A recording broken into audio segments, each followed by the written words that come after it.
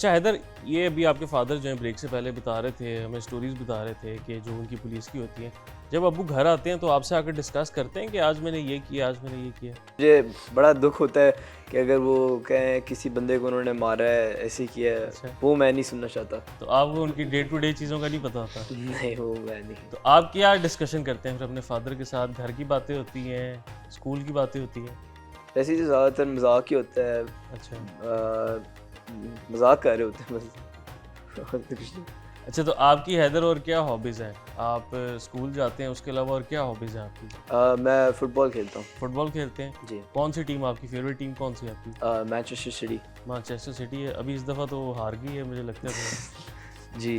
Arsenal से आ रही है। जी, आर्सेनल से आ रही हाँ है। जी, इस दफ़ा तो हार गई। तो आपने आगे फुटबॉल को कंटिन्यू करना है जिस तरह आपके बड़े भाई क्रिकेट में जा रहे हैं? मतलब स्कोर उसके टू एन एक्सटेंट कह सकते हैं। तो हैदर, आपकी जो स्कूल के अंदर जो पेरेंट टीचर मीटिंग होती है उस पे कौन जाता है? आपकी अबू जाते हैं या आपकी वालदा जाती हैं? कभी कभार अबू चले जाते हैं, कभी कभार वालदा चली जाती हैं। तो आप अपने स्कूल में अपने क्लास वालों को बताते हैं कि मेरे फादर जो है पुलिस ऑफिसर हैं? नहीं आपको मना किया हुआ कि या खुद ही नहीं बताते? नहीं, खुद ही नहीं बताता कि फिर सारे लोग कहने लग जाते हैं ना, फिर बातें शुरू हो जाती हैं आगे से, फिर काम भी पड़ जाते हैं। अच्छा, काम निकल आते हैं लोग। जी। वो नहीं फिर मैं करता। चलें, ये तो ठीक है। तो उसके अलावा हैदर, आप हमें ये बताएं कि आपके जो बाकी जो बहन भाई हैं उनके साथ आपका किस तरह का इंटरेक्शन है? उनके साथ भी फ्रेंडली सही है।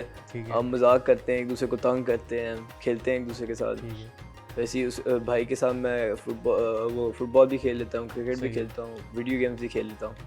बहन के साथ वो वैसी पेंटिंग करती है, ऊपर वो वैसी उसके साथ बोर्ड गेम्स वगैरह ऐसे खेल लेते हैं चीज़ें। तो आपके फादर की तो जो जॉब है ये तो बहुत ज़्यादा स्ट्रिक्ट है, इनको तो टाइम नहीं मिलता होगा। आपको कहीं ट्रैवल पे लेके जाते हैं कि शहर से बाहर ही है? सफ़र पे भी जाते जी हैं? जी, लेके जाते हैं। कहाँ-कहाँ लेके गए हैं? वैसे तो बहुत जगह लेके गए हैं, हाइकिंग पे अच्छा, बड़ा हाइकिंग मज़ा पे। आता है, राकापोशी गए हैं, ठीक है। और भी जगह बड़ी नागा हैं। पर बेस कैंप में। अच्छा, नांगा बेस कैंप पे भी गए हैं। तो हाइकिंग का शौक मुझे भी है, इनको भी है। अच्छा, नेक्स्ट टाइम कब लेके जा रहे हैं फैमिली को? ये हर साल कहते हैं गर्मियों में, लेकिन वो मैं आगे टाल देता हूँ। लेकिन इस दफ़ा प्लान है कुछ छोटी छुट्टी लेके जाएंगे। अच्छा, चलें, ठीक है। अच्छा सर, ये बताएं हमें कि पुलिस ऑफिसर जो हैं, जो एसपी रैंक के या डीआईजी रैंक के होते हैं, अवाम को ये लगता है कि शायद ये एक्सेसिबल नहीं है। ठीक है, लोगों का सारी ज़िंदगी इंटरेक्शन जो है वो कांस्टेबल के साथ रहेगा या ज़्यादा से ज़्यादा एसएचओ से जाके बातचीत कर लेंगे।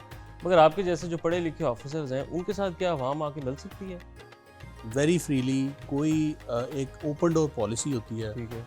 मैं आपको बताऊं, you won't believe it, CCPO साहब लाहौर जो हैं, बिलाल सिद्दीकी मैना साहब, वो रोज़ाना, यानी कि कोई कंप्लेनेंट ऐसा नहीं होता है जो कि, यानी कि एक भी कंप्लेनेंट पर्ची के साथ कि जी पर्ची सिस्टम चल रहा होता है, तो ऐसी कोई बिल्कुल बात नहीं है। उनको सबसे ज़्यादा इस बात पे होता है कि कंप्लेनेंट जो है उसको मेरे तक आने से कोई ना रोके।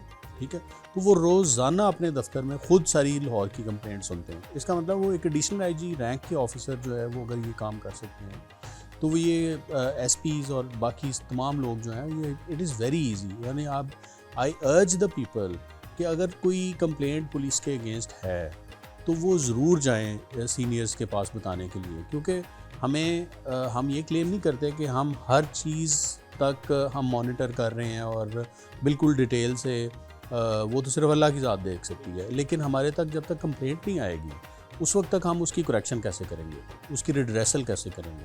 तो मेरा ख्याल में इनको ज़रूर आना चाहिए। बिल्कुल नाजरीन, ये बड़ा इंपॉर्टेंट मैसेज जो है इमरान किशवर साहब ने दिया है कि पुलिस ऑफिसर्स बेशक कोई भी उनका रैंक हो, वो आवाम के लिए एक्सेसिबल है। और अगर आपका कोई भी इशू है, कोई भी आपकी कंप्लेन है, अगर आपके केस के अंदर डिले आ रहा है, आपकी इन्वेस्टिगेशन में डिले आ रहा है, तो आप अपने जो मुतलका जो एसपी है या जो डीआईजी है, उनके पास आप पेश हो सकते हैं ताकि आपका प्रोसेस जो है वो स्पीड अप हो।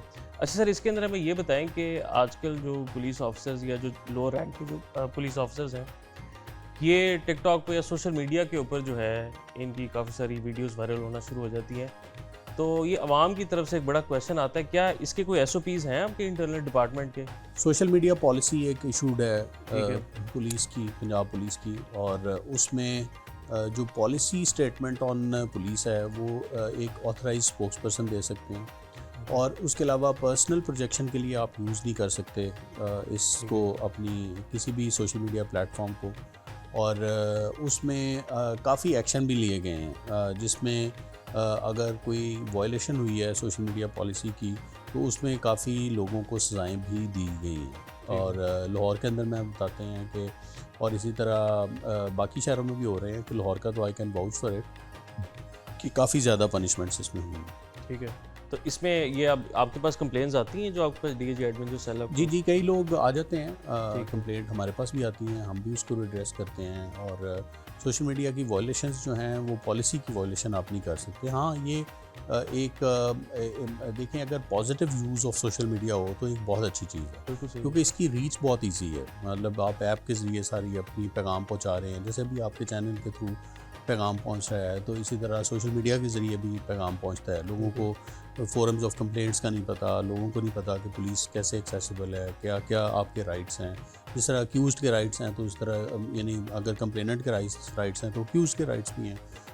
और इसी तरह लोगों को, हमारी घरों की ख़वातीन को नहीं पता कि डोमेस्टिक वायलेंस हो तो फिर क्या करना है, तो अगर हमारे राइट्स टेम्पल हों तो क्या करना है, सोशल मीडिया पे आपको कोई बंदा ब्लैकमेल कर रहा है तो क्या करना है, तो अगर कोई आपकी स्टॉकिंग कर रहा है, साइबर स्टॉकिंग कर रहा है तो क्या करना है, तो फ्रॉड हो रहा है इंटरनल, आपको पता है ऑनलाइन फ्रॉड्स बहुत हो रहे हैं, तो उसमें क्या करना है। तो ये सारी मेरे ख्याल में चीज़ें हमें सोशल मीडिया के ज़रिए ही पहुँचानी है।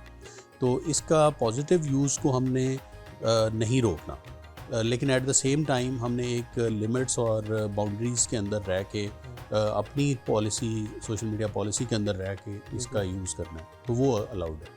अच्छा सर, आखिर में हमें ये बताएं कि हम आपसे मिले हैं, आपको हमने बहुत हम्बल पाया, और जिस तरह आपके बेटे हैदर भी बता रहे हैं कि आपने हमेशा जो है बराबरी और इंसाफ की बात की, उनको ये कह के दूसरे से ऊपर जो है अपने आप को नहीं लेके आना। मगर हम ये देखते हैं कि जो पुलिस ऑफिसर्स या जो बाकी जो सिविल सर्वेंट्स हैं, जब वो नए नए CSS करके आते हैं तो उनकी शायद उस तरह से ग्रूमिंग नहीं हुई होती और वो मिसयूज़ ऑफ पावर भी करते हैं। और इसमें अनफॉर्चुनेट है, ऐसा होता है। और हम भी जब अपनी जवानी में ASP नए नए आए, या जब वो हमारे काउंटर पार्ट्स ACs आते थे, तो उसमें कई गलतियां होती हैं इंसान को, और उसको एक्नॉलेज करना चाहिए और उसकी फिर करेक्शन भी करनी चाहिए। With the passage of time you get mature in life. ठीक है, तो मैच्योरिटी जो है वो जब आ जाती है तो उस वक्त आपको एहसास होता है कि बेसिक आपका पर्पस किसी भी अपने सिविल सर्वेंट का वो सर्विस डिलीवरी है, आपका बॉसिंग नहीं है। You are not bossing the people, you are actually delivering certain services to the people. तो इसीलिए इसका नाम सिविल सर्वेंट रखा गया है। तो वो जब एहसास पैदा हो जाएगा, और जब एक हम वर्ड यूज़ करते हैं एम्पैथी, वो एम्पैथी क्रिएट करनी चाहिए। Empathy is not sympathy, but at least you're listening to the complaint of anyone, whether it is false or frivolous, whether it is true or not. लेकिन if you're listening to the complainant with the empathy and the concern for the complaint कि मैं इसको redress करूँगा if it is a valid complaint, उसका नाम empathy है। तो मेरा ख्याल है basic element and component of a civil servant is courtesy and empathy। ये दोनों चीज़ें no civil servant should let go of these two elements. अच्छा सर, इस पे एक बहुत ज़्यादा तनकीद होती है, सिर्फ पुलिस पे नहीं, वैसे ही भी ब्यूरोक्रेसी के ऊपर ही, कि ये जो ब्यूरोक्रेसी है ये कलोनियल पास्ट को रिफ्लेक्ट करती है। जो अंग्रेज़ों के बनाए हुए कवानीन थे, जो उनके प्रोसीजर्स थे, ब्यूरोक्रेसी आज भी लोगों को उसी तरीके से ट्रीट करती है। तो आप तो ब्यूरोक्रेसी का हिस्सा हैं, क्या आपको भी लगता है कि ये बात सच है? काफ़ी हद तक ट्रांजिशन आ चुकी है फ्रॉम फोर्स टू सर्विस, लेकिन अभी भी बहुत कुछ होना बाकी है। Colonial past is a past. अब हमें अपने लोगों को सर्व करना है, और हम we are not their colonial masters, we are one of thems. तो हमें मेरे ख्याल में इसी मोटो को लेके आगे चलना है कि अपने लोगों को अपने अंदर रह के, उनके अंदर रह के उनको सर्व करना है। तो उनको जब तक ये एहसास नहीं होगा कि we are for them, we are working for them, तो उस वक्त तक they won't feel comfortable with us. चले sir, thank you so much. Thank you Haider, आप दोनों का बहुत शुक्रिया सर, आपने हमें टाइम दिया। हम आपको मज़ीद अब आपका टाइम नहीं लेंगे ताकि आप अपनी फैमिली के साथ या अपने काम पे ईद स्पेंड कर सकें। नाजरीन, ये रहा हमारा आज का program, Eid special program DIG Imran Kishwar साहब के साथ। आपने इनकी गुफ्तगू सुनी और इनकी फैमिली की गुफ्तगू आपने सुनी, और हमने इनको बहुत ही हम्बल और बहुत डाउन टू अर्थ इंसान पाया है। और आज जैसे आप देख सकते हैं कि ईद वाले दिन भी वो अपनी ड्यूटी निभा के घर आए थे, और साथ ही हमने उनको पकड़ लिया है। अपना ख्याल रखें और ईद के दिन एंजॉय करें। अपने होस्ट हमाद सरवर को इजाज़त दीजिए। अल्लाह हाफ़िज़।